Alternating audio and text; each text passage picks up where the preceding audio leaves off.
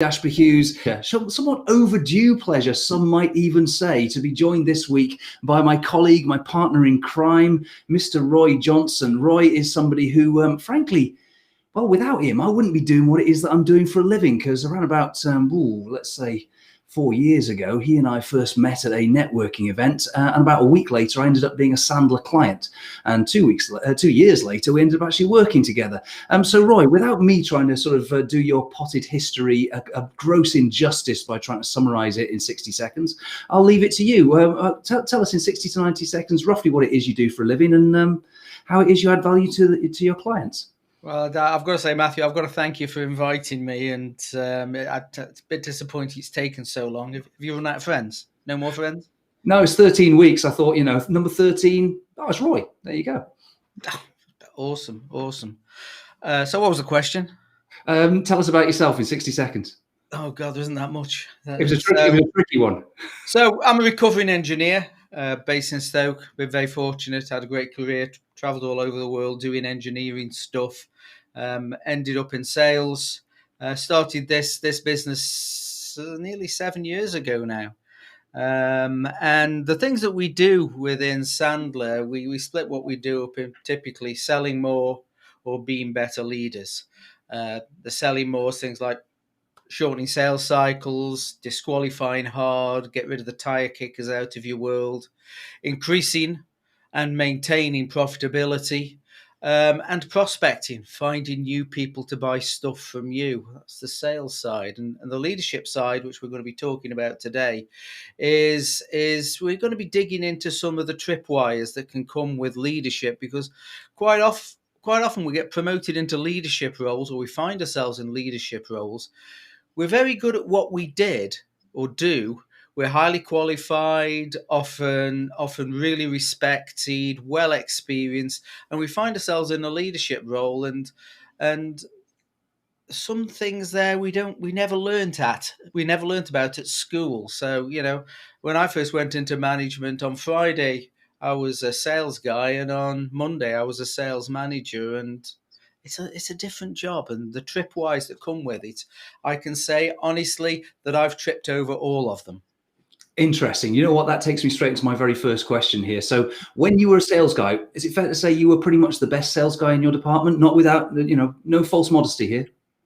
In my opinion, absolutely. I'm not sure about the others. Maybe they just wanted me out of sales and put me into leadership to get me out of that problem. But I was okay. I certainly was hitting targets. Okay, so you were, if not the best, you were up amongst the best. And when you got promoted into the management position, is it fair to say, without being, again, no false modesty here, but you're pretty much the worst manager? By far. In fact, probably the worst they'd ever seen, ever.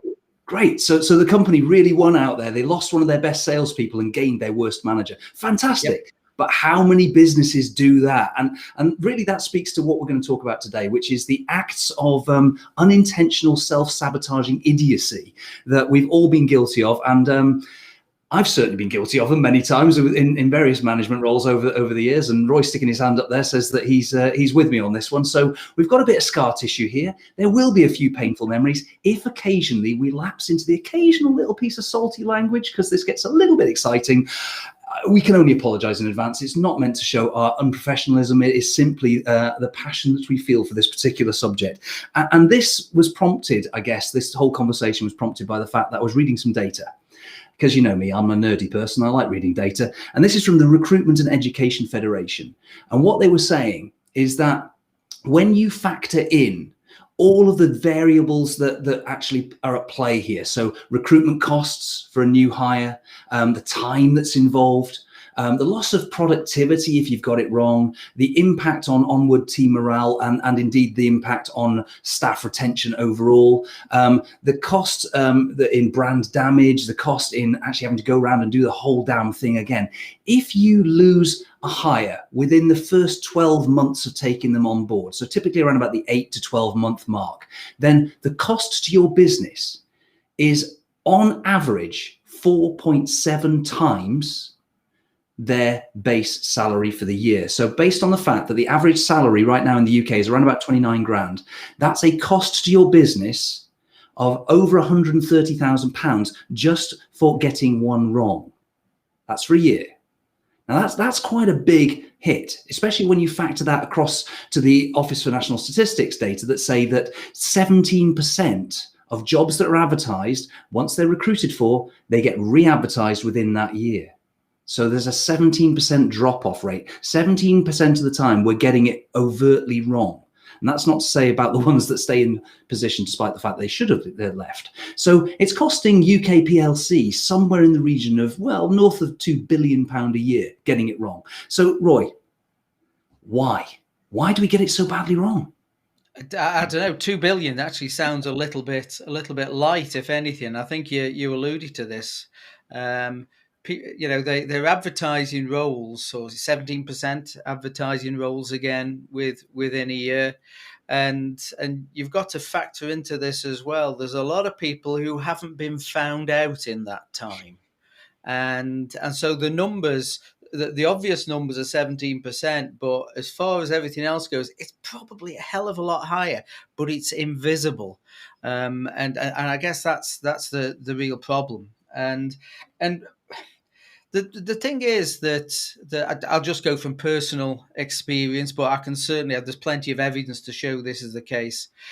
As a manager, well, in sales, our job is to be continuously prospecting for new business. And we're always keeping our eye out for new business because, as we know in sales, our best client will eventually leave us. Also, our best clients are targets for our competitors. And the same goes for people as well. And for all you recruiters out there, we know what you're up to. You know, if we've got decent staff, you are casting an envious eye upon our talent and trying to get them into your clients. So we know what you're up to. We're on to you. And the thing is that when we looking to hire people, it tends to be in a panic. It tends to be either we're opening a new department, a new division. We've got to put bums on seats. I think what was that phrase you used? I said, well, the trouble is if you recruit for bums on seats, the chances are you end up with a bum on a seat. There we go. Yeah. Or it can be someone's left, or shall we say released to be brilliant elsewhere. So we've got a hole to fill. And the problem as a leader is that you end up having to do a lot of their job. So you're motivated. You're motivated to replace that person. And then you start looking. You go to our recruitment friends. We know what you're up to. We're watching you. Go to our recruitment friends. Come and fill this role. And then we get a whole load of people in front of us who are desperate for a role. We're desperate to find someone for the role because we're desperate not to do their job again. And if you've got a desperate person one side of the table and a desperate person the other side of the table, the results can be pretty, what's the word I'm looking for? Matthew, help me. Awful. Oh, desperate. Yeah. Desperate, very desperate. So the desperate results are quite often because we're not taking enough time to check people out. We're not having the strongest, well-planned conversations to check people out, and people get under the wire. And we welcome them into our organization, which can then lead to many other problems. Absolutely. And I'm going to say a little word in defense of the recruiters here, because actually there are some really good recruiters out there who do a fantastic job. I mean, there's also the other kind that let you down a little bit, and we all know, we've all come across them over the years. But when you do come across a good recruiter, you know, they're only doing their job. And frankly, is it their fault that actually management treat their people so badly, or have hired them so badly, or even spec the job so badly that they're now a round peg in the proverbial square hole? You know, it's not actually the recruiter's fault.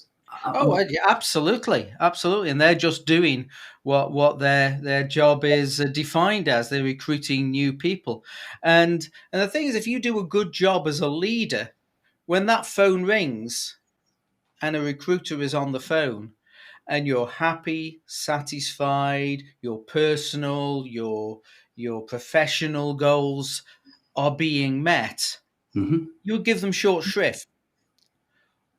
Unfortunately, what can happen if the phone's ringing and a recruiter's on there and your staff are giving them the time of day, don't blame the staff, don't blame the recruiter. Sometimes you've got to look at the other end of the lead.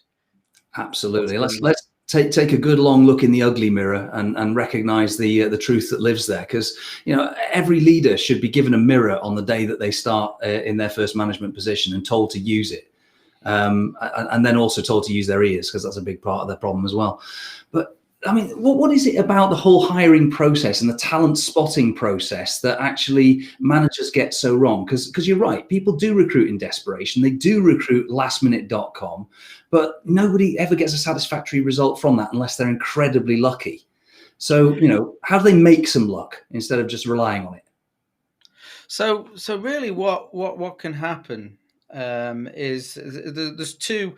I want you to imagine a box where one axis. Hang on a minute, can't you just draw a box on a draw a box on your board, because you've got your clever whizzy thing. There you go. Okay, well, I might go a bit quiet. If I'm quiet, You'll need to get rid of the little lower third thingy off your. oh, That's it. all right, the tech. Let's get Yeah, rid of the tech. How's that?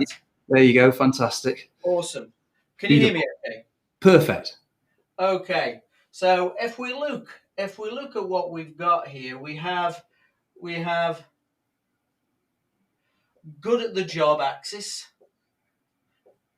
good job, good at the job, and we have a good at interview axis, a Yeah. good interview axis, and here's the thing: if they're no good at the job and no good at the interview, they're pretty easy to spot. You can dismiss these guys.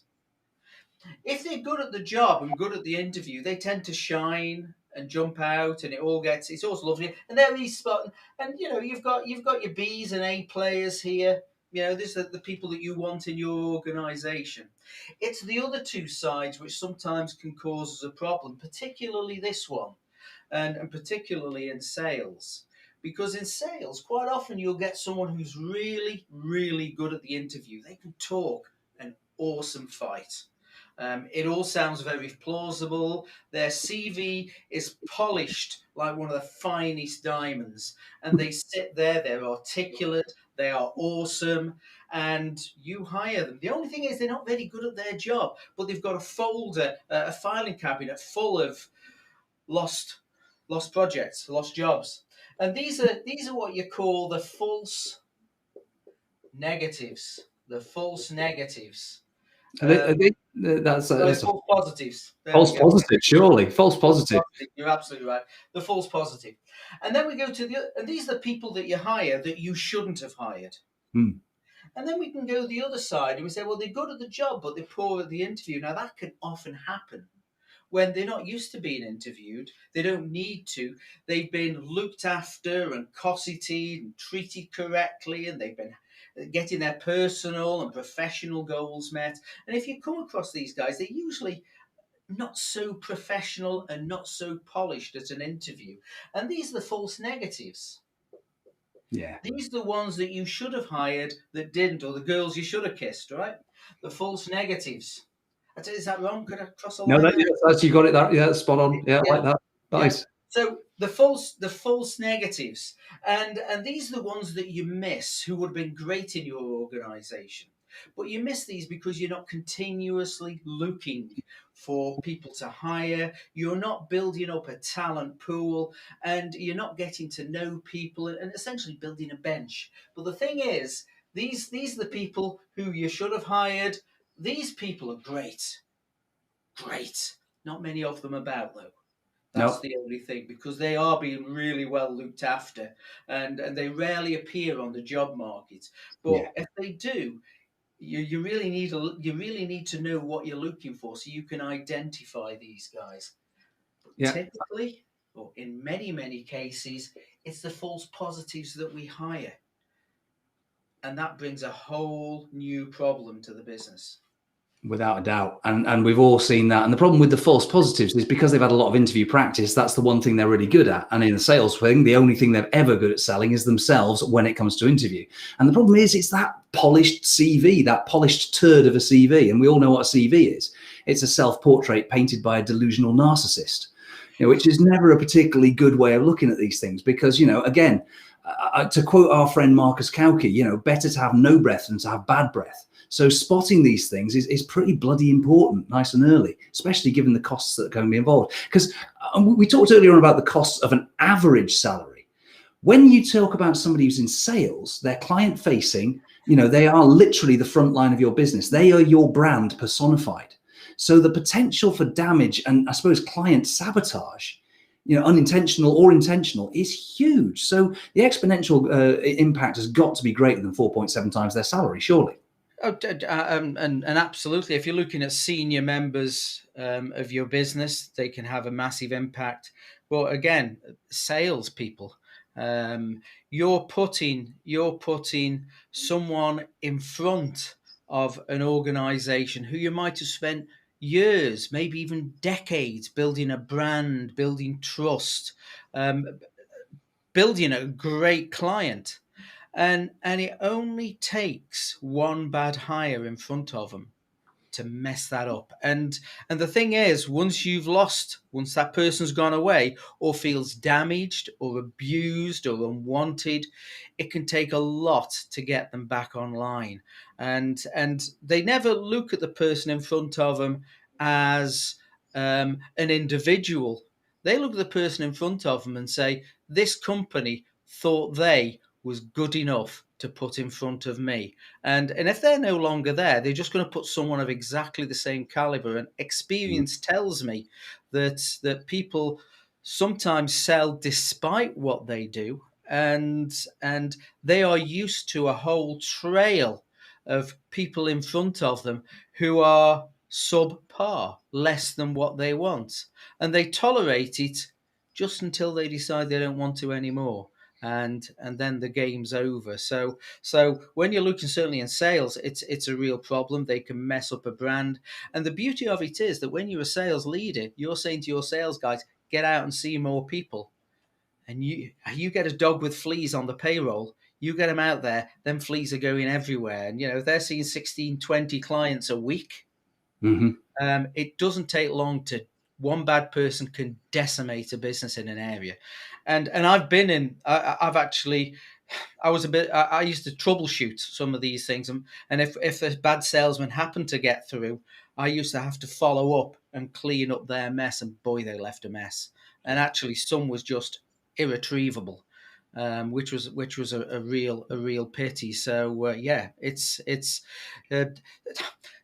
here's what happens. You get this bright, enthusiastic, James Bond, professional, suave character in front of you. You hire them, and then as soon as they hit the payroll, they turn into Mr. Bean or a dog with fleas. And here's the next problem. How do we find that out nice and early? And in roles like sales, it can take a year, 18 months, 2 years if you just hope for it to be fixed. And I don't know how many times I've heard the phrase, we give them 18 months to bed in. Can you imagine the devastation that can cause to an organization in 18 months? A well-trained manager should know within weeks if they've hired a bad one and get them out the organization. But it strikes me that that starts much earlier. In fact, it starts long before you've even got a position to fill, right? You talked about recruiting in desperation. So the opposite of that is recruiting with foresight and planning, right? So what does that look like? What does it look like to actually have a constant recruitment radar switched on as a manager? Do you want typical versus what would be good? Let's go for that. Let's go with let's paint a picture of what optimal looks like, but give us like the average as well, because we all know that the average is pretty well. Let's be honest. I'm trying to think of a nicer word than dog shit. Well, typically what happens is, oh goodness me, someone's leaving. pick up the phone to a recruiter or start looking around for a generic name. And hope that someone will jump into that. The only problem is every company is different. You can have the same name in every company, but the way the company works, the way the culture is, the hopes, dreams, vision is different for every organization. And just saying, I want an engineer, or I want an administrator, or I want a salesperson, it just doesn't cut it, because you're looking for something far too generic. What should happen is you should be able to go in your filing cabinet, pull out a file that says person who is going to be successful in our organization has these great things going for them. And also, person who will fail in our organization shows these traits. So we have green flags, things that we absolutely need, and we have red flags, things that we've got to look out for. Unfortunately, what happens, you get a desperate manager in front of a desperate candidate, and you end up with them just looking at the good things. They tick this box. They've been in the business for 20 years. They've worked with these companies, but they don't look at the red flags. How do they go about winning business? What does winning business look like to them? What does doing a good job look like to them? What behaviors, what winning behaviors? And we use a model where we look for skills, experience, which is natural. We looked at quality of attitudes, examples of good results, winning, how they learn, and what their winning habits tend to be. But unfortunately, what tends to happen is people look at the skills and the experiences and go, fabulous, we've got one. Somewhere down the line, they don't typically fire here. They fire on the others. They fire on bad attitude or wrong attitude for the company. They fire that they're not getting the sort of results or know how to get the sort of results. And these people just don't have winning habits, which ensures that they are going to be an asset to the business. Does that make sense? It's absolutely right. And you've got skills and experience, which, sometimes it can mean that they've got a great future behind them. The chances of them actually, sorry, I'm going to steal one of your phrases, because that's a great phrase for it. I like that. But here's the thing. Disney say we hire for the smile, everything else you can train. And okay, that's a little bit cheesy, but they are one of the biggest companies in the world, so maybe they know a thing or two, right? And you look at this and you think, well, hire for the smile, that means attitude, doesn't it? And if you think about it, every person that you've ever got rid of somewhere along the line, or have self-selected to go and be a flower in somebody else's garden because they're a weed in ours, anybody who's along the line like that, well, ultimately it's because of their attitude, right? So if you hired based on their attitude, well, everything falls into place on some level afterwards, because attitude is like your company culture. It's just distilled down into that one individual. If you hire a bad attitude, you are deliberately sabotaging your company culture. And spotting that attitude, again, it's one of these green flags you've got to be looking for. And really starting with attitude, examples of winning habits, knowing how to learn, because then you can define in your own mind if they got the skills and experience to fit, or how do we give them the skills and experience to fit, and then have they the attitude to deal with that? Have they approach to deal with that? Because everyone comes into a new company, they are not the fully formed member of staff that you're hoping for. There's always going to be something missing, and you have to define if they've got the right attitudes and learning capabilities and winning habits. Will they be able to take in the experiences and the skills that we give them in our organization? Excellent. I mean, we obviously use a number of different assessment tools and things to help, at least in the first part with the scoping out. I mean, once you actually get to the point of onboarding them and then taking them through to the next steps, then that's something that the manager, they're on their own within the organization for that. But what sorts of tools, assessments, things, whether they use us or they use somebody else, should managers be potentially thinking about using in order to help mitigate this risk? Well, one of the things that I think is very valuable is to think about, how will people fit in the team? How will people fit in with the team or the business or even the clients. And it makes sense to check for that and test against that. And the other thing is to find what sort of attitudes do they have as far as, you know, how resilient are they to be knocked back, which is certainly important for sales, and how do they interact with people? How accommodating are they with people? How flexible are they with people? And clearly, if you're getting, say, a customer support person who is completely inflexible and says, "I'm doing it my way, and if you don't fit in, I'm hanging up on you," well, clearly there's a problem. And like with salespeople, say, well, are they competitive? Are they willing to just keep on going as long as it takes to get the job done? Or do they go, no, this is too hot for me, and collapse? Because these things in your business can mean that you're going to be spinning staff around. It's going to be a revolving door. You're going to have to spend more time doing someone else's work as well as yours and hiring another dog with fleas. Yes, and we've both been there over the years as well. I mean, Yeah. just for clarity, for anybody who's joining us recently, it sounds like we are berating managers. We've both been these managers over the years. I mean, I think it's fair to say that we have both earned every single scar that we are currently talking about. Hence the slight sort of excitement in our voice as we talk about it, because it's, you know, this is one of those, you know, areas where it not only costs businesses dearly, but it can be career limiting as well. Because as Roy alluded to earlier on, as the manager, you end up doing a lot of the jobs that you should be getting done as a manager.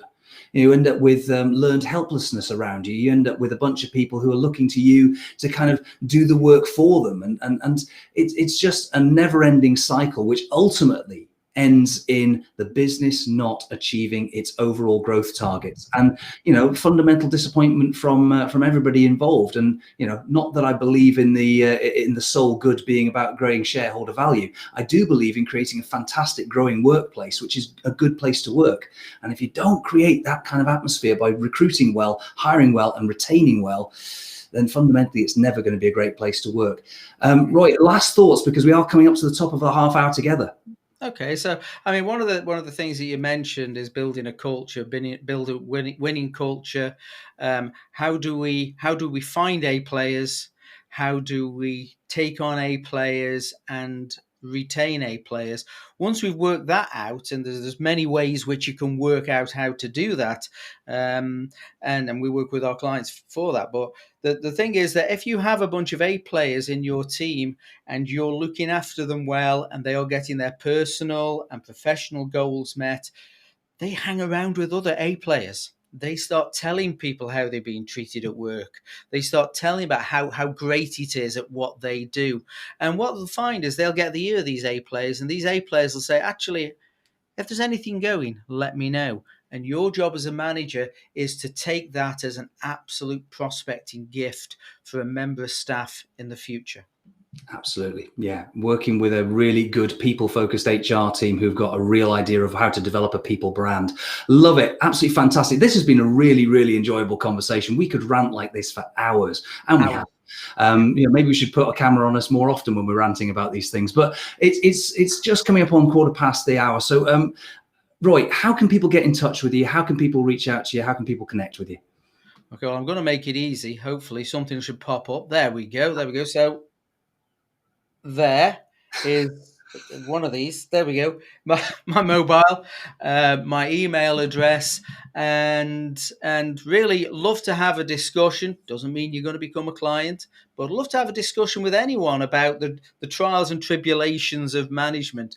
And we can maybe, I mean, in a socially distanced way, sort of hug over the problems that we've had in the past, and you know, maybe share some thoughts. And I love to hear about people's experiences as a manager and leader.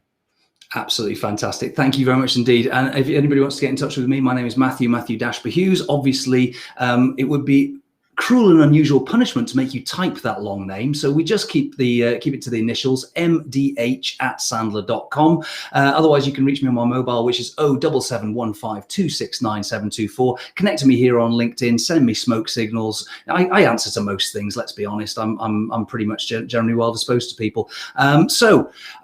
This is the 13th episode of Friday Live, and that's enough for a Netflix box set. Let's be honest. So I'm going to take a break for a couple of weeks from this, but we will be back in a couple of weeks' time with a whole new raft of guests. And I would like to say thanks again to my guest today, Roy Johnson, for being 13, lucky for some. And thanks also to every other guest that I've had during the course of the last 3 months. It's been a real joy talking to all of you. And I look forward to bringing more great content in a couple of weeks' time. Thank you very much indeed.